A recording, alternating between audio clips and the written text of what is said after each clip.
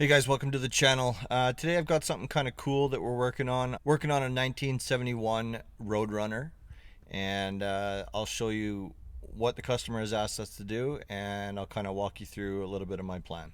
So this is the factory radio location just below the instrument panel, and the customer requested obviously that we don't do anything there for two reasons. One, he wants to keep it as factory as possible, plus there really isn't enough room in that location to put in a single DIN radio without some serious modifications.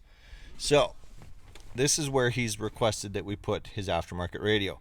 And for anyone that doesn't know, and I didn't know this either, but apparently in 1971 when this car was built, it was kind of designed for the businessman. So this device here made it possible for the businessman to plug in a microphone. You can see it looks like an XLR port on the right hand side there. You could plug in a microphone and put in a cassette tape and actually record your thoughts of the day, your business, your memos, or whatever you needed to record. You could actually record it inside your car, which I had no idea that was a thing.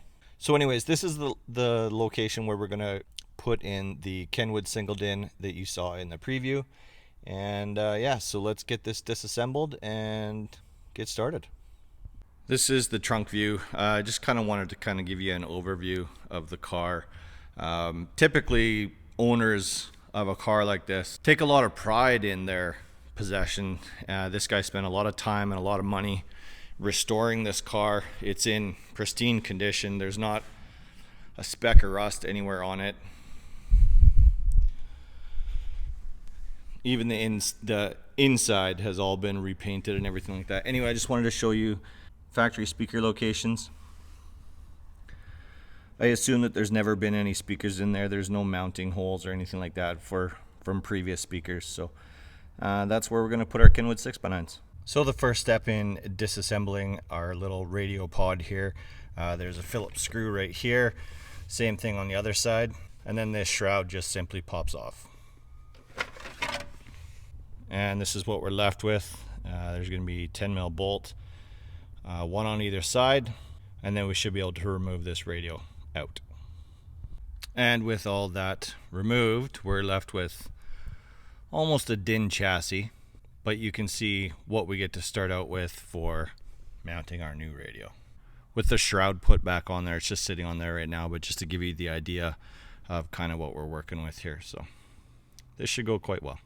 All right, so after a very tiny little bit of fabrication, this is what we ended up with. Deck fits in there great. I don't know if the video will show it well enough, but it's trimmed in there quite nicely, and very little effort was required to make this fit in there, so it worked out good. That mounting bracket that was in there holding the factory recorder in place just needed to be bent just a little bit to allow for the chassis of the new radio to fit in there. So no cutting was required, which was nice. And that is basically our finished product. Looks great in my opinion. I think it worked out quite well. And now I just need to wire it up and then we're all set. All right, so here we are, finished product. This project turned out great. I'm super happy with it.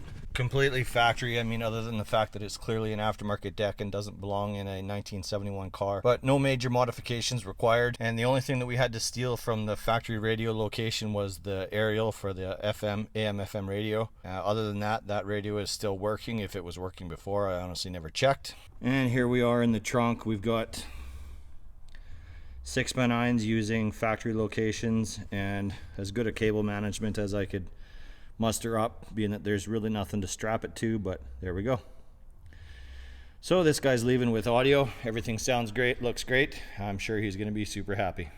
All right, that's a wrap for the 1971 Roadrunner. If you guys liked the video, be sure to throw me that thumbs up. I super appreciate it. And if you want to see more content just like this, make sure you subscribe and turn on notification bells. All right, I hope to see you guys on the next video.